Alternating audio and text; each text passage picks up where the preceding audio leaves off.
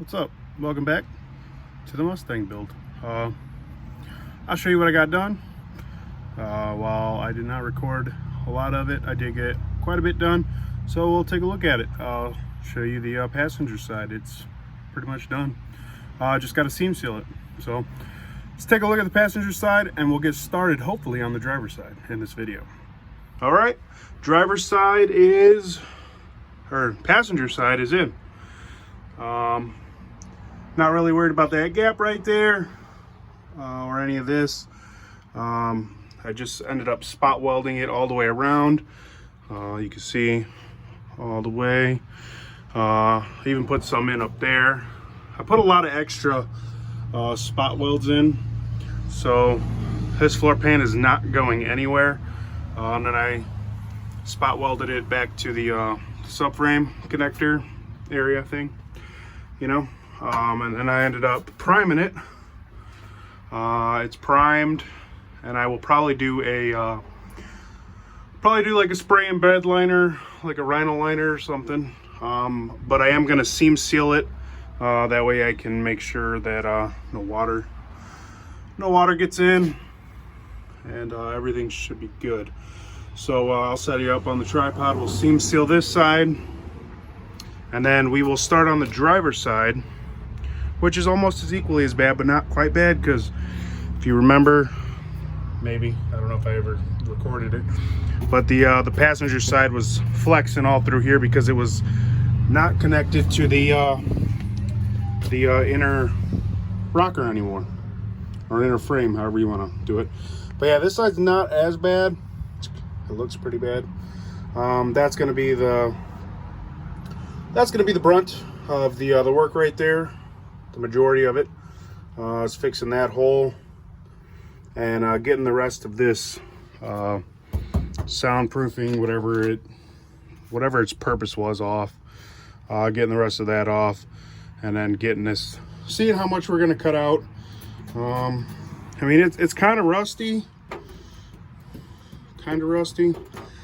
but if I don't have to cut the whole floor out, I'd prefer not to cut the whole floor out. I'd prefer just to cut this out if I can do it.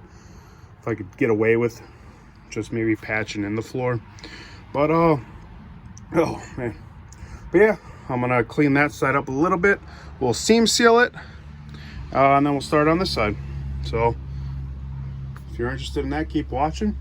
Hopefully we're able to at least cut out what we need to cut out on this side today.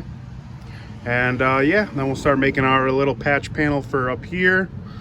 We'll have to make a patch panel for right in here and then here, and then probably make a new inner rocker for this side too. Probably cut out the rust instead of trying to clean it up and hit it with the rust converter. Just cut it out and replace it. So yeah, I'll set you up on the tripod and we'll get started.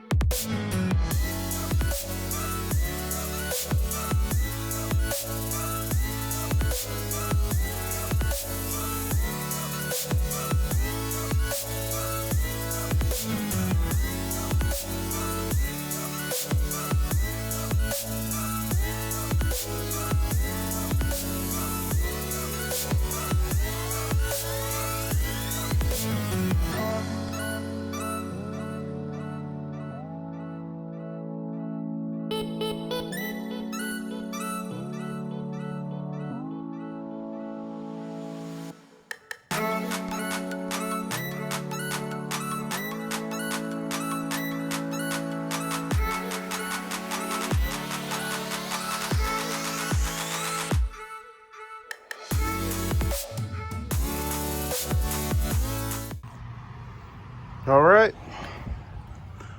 So seam sealer. This stuff is actually a lot better than I thought it was going to be. It's the Eastwood seam sealer, the brushable seam sealer. So that got rid of our little holes there. I left that spot undone because there's a little tab I made back there to bend up, and I'm going to weld it to about right there. So I didn't want to seam seal that yet till that's welded in. And then I left this back here, this open. I do plan on putting a cage in here. So I wanted the plate, leave the seam sealer off for the plate. That way I don't have to clean it off later. So yeah, I didn't do that. I might seam seal this joint too on the inside. I already know I'm gonna run one outside where the new inner rocker meets that floor pan. But yeah, she's coming together. So yeah, I got some of that trimmed out. I don't got everything cut out. I got what I need out to work in that little area to get that inner rocker. Once I get the rocker, I'll probably just replace where the rust is, honestly. It's not too bad. I'm gonna clean it off and see how it looks. But yeah, it's not, I mean, it looks bad. It looks really bad. The door, you can see the door has some rust issues. We're gonna have to get some doors, maybe some fiberglass doors, I don't know. But yeah, we're gonna clean up all this rust. I'll probably hit this right here with some rust inhibitor, rust converter, some Marhide. I actually did that to this side. I hit this patch panel all behind it with some Marhide, and it's surprisingly, you can weld through it pretty good. We do it at work, so figured why not do it on the car. So yeah, so the next step will be to get the patch panel made, clean everything up, make the patch panel for here, clean all that up, make the inner rocker, then figure out where exactly on this floor we want to cut. I am just going to replace the whole floor on this side. I have the whole panel, I might as well. I did, before I cut, I know I probably haven't said it all, but before I cut anything, I did remove everything from underneath the car, all the fuel lines, all the brake lines. Every kind of line that was on there is gone. So yeah, we cut out what we needed to work, or I cut out what I needed to work. I'm gonna get that cleaned up, get it all cleaned up and Marhided, and then we'll finish cutting out some of this floor, cleaning up some of the old seam sealer, clean up that sound deadening stuff. That stuff is disgusting. But let's take a minute and talk about this earthquake. Not really a minute. This thing is awesome. I've had this for probably 3 or 4 years, and yeah, it's awesome. I never had an issue with it. Cuts what it needs to cut, grinds what it needs to grind. Throw a wire wheel on it, it'll clean anything up you need it to. Yeah, I've put it through the ringer. I love it. Well worth the money. It's if you don't want to buy a plug-in one, cordless. If you want a cordless one or a Quake, go pick one up. But yeah, I'm gonna get back to work, and we'll see how far we can get. One cordless. So, camera is actually about to die. It just popped up. Got 20% battery left. This is probably where I'll wrap it up. I got a little bit done today. I didn't get too much. I'm just glad I got it seam sealed on the inside, and I got the driver's side started. I'm gonna try to record this driver's side more. The passenger side was kind of just like a trial run to see if I could do it, and I did it. I'm happy with it. Is it professional? Absolutely not. Will it hold? Will it work for our application? Absolutely. I put a lot more spot welds on it than I ended up drilling out. And that's the thing about, you know, building your own drag car. You can do whatever you want to it. We're saving this one from the junkyard, so that has to count for something, you know. A lot of people don't like when you butcher up the Fox bodies, but we're gonna butcher it up, and we're probably gonna LS swap it. Definitely leaning towards it. I'm still torn. LS swap, Coyote swap. The only thing I can think of that would prevent me from the Coyote swap is finding a decently priced Coyote engine. An LS, dime a dozen. Find them at the junkyard, you can find them on Marketplace, you can find them everywhere. And you can find them really cheap. So when you blow one, just throw a new one in.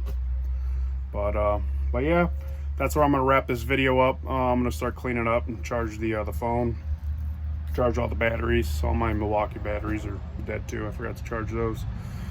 Yeah, and then in the next one, I'm gonna try to record everything. So I'm not gonna work again until I can record again, which will probably be hopefully this weekend maybe. I am going to the NASCAR Cup Series race on Sunday, so I won't be able to do anything Sunday, but hopefully Friday, Saturday, if it's nice, the weather permits, I can get out here and work. So yeah, thanks for watching. Like, comment, subscribe. Any recommendations you have, feel free to leave them. I'm always open for suggestions, always open to learn more. Most inconvenient time for these trucks, I swear.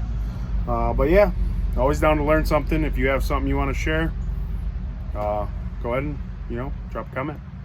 I'll read it. So thanks again for watching, and I will see you guys hopefully in the next video this weekend.